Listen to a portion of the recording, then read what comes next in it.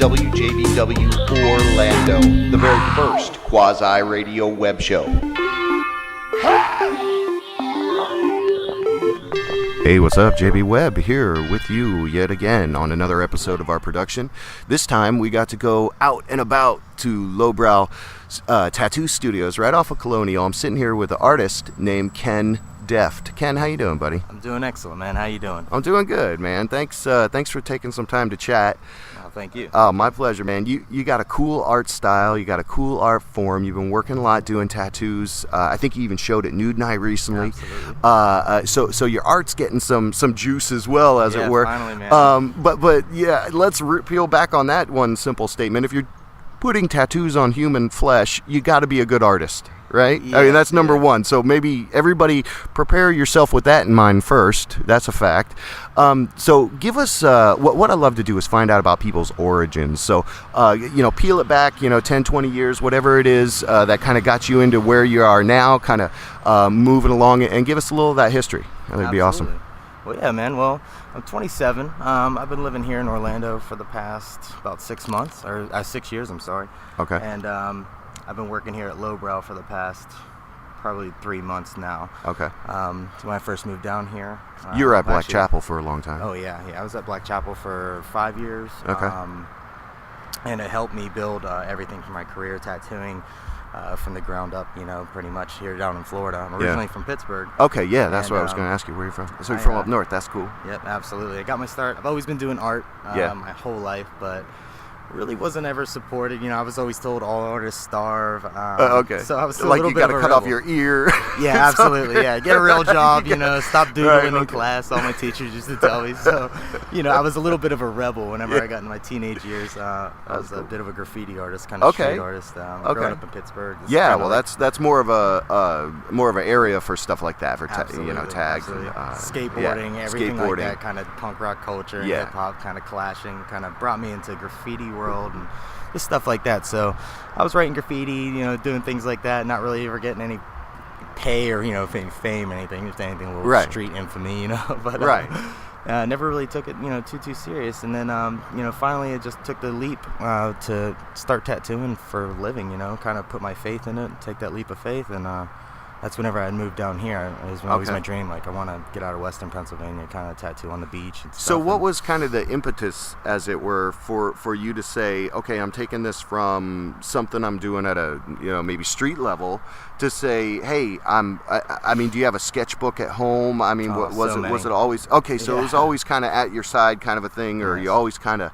It's an obsession of mine. I've been drawing, doodling my entire life. And that's what I think's at the core at it with a lot of artists is they recently talked about doodling being actually super healthy for your brain. Yeah. So it's like, people can sit there and listen, and even though they're drawing something. So that's what I'm interested in, is definitely hearing that, you got that kind of background where you're like, I'm scrolling. It's definitely my way of, some of my friends make music, some of my friends can write in poetry. New York, though, I could just draw. Like up north, did you cover your books with paper and then you drew all over them stuff like absolutely. that? Yeah, school books, everything. They still. You drawing band logos and stuff. that was a big thing. Album art and stuff like that. It was a huge thing. Because I've always been in love with music. I could never make it.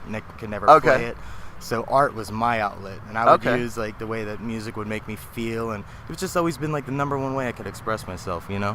So that's just what I stuck to, and I was 22, and I was like, I'm gonna just do this art. I was working at a plant, so completely not using any of my manufacturing skills. And just something total cut your brain off. Absolutely. 9 to 5 blue collar work. I really wasn't doing anything to pursue my actual passion and talent that I've had forever. So that's when I took the leap, and Okay, so then you moved down here, started getting into doing tattoos and stuff like that. I was already apprenticed in Pittsburgh. And then, so when I came down here, I was kind of just looking for a new shop. I was very new in the area.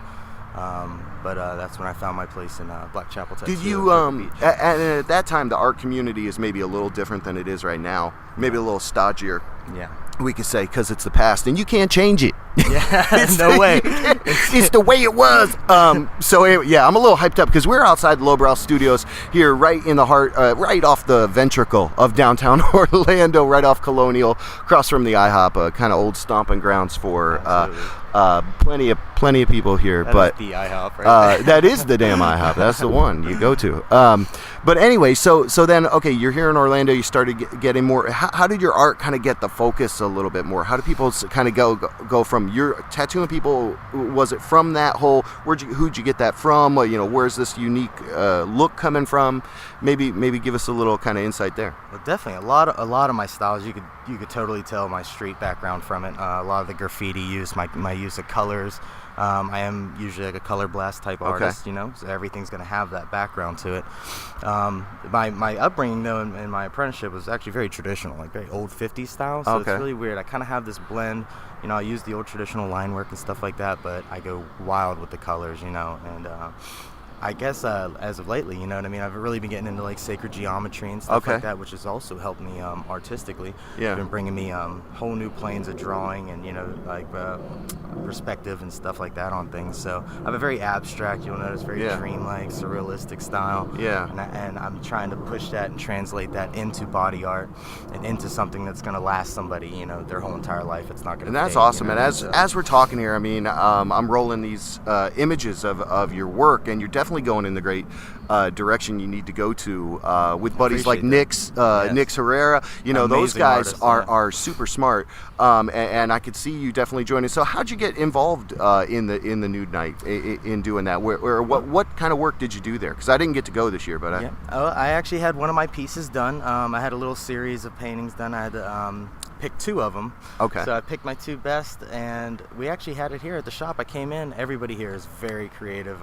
Feed off of them a lot. And they kind of pushed me to do my best. And they had mentioned Nude Night, and I've heard about it.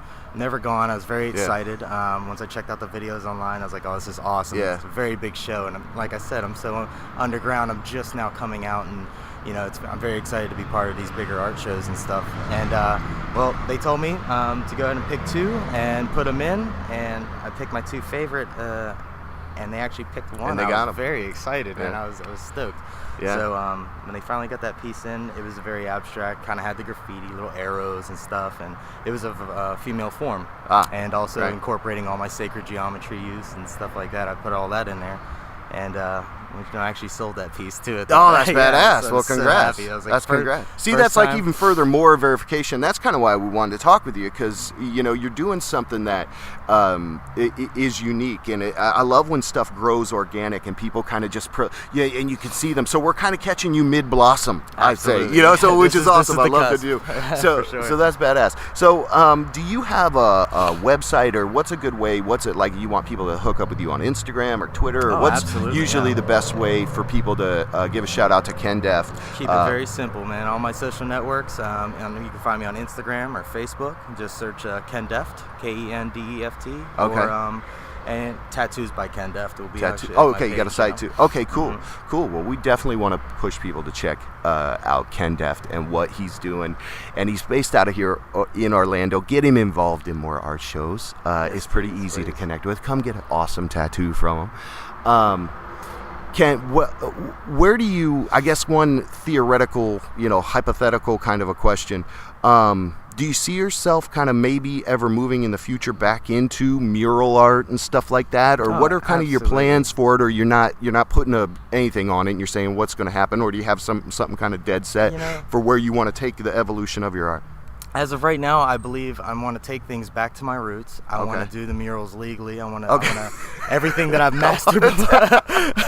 I'd actually like to be able to. You want to get paid and do it legally? I want to get paid and take some credit. That's awesome. You know what I mean? That's awesome. Me. But I actually want to, start exercising, start pushing out all my old work, and especially this new boom of inspiration I've had, working around people and just being accepted amongst the art community. I'm ready to start pushing out some new pieces, and I'm really looking forward to everybody seeing what I've had on my mind for years that I'm finally going to spill out in all sorts of mediums and flavors, a little bit everything for everybody. Mr. KenDeft is who we're speaking with. I'm JB Webb, man. A genuine pleasure getting to know you a little better. I thank you for letting me record it for posterity into the internet forever. You've been participating in the WJB Web Show. I am thankful. Mr. Ken Deft, I'm going to have to get some work done. Awesome. I just got the one thing. Can you repeat that? I got you, bro. All right. Go check him out. We'll see you the next time. Thanks. Thank you.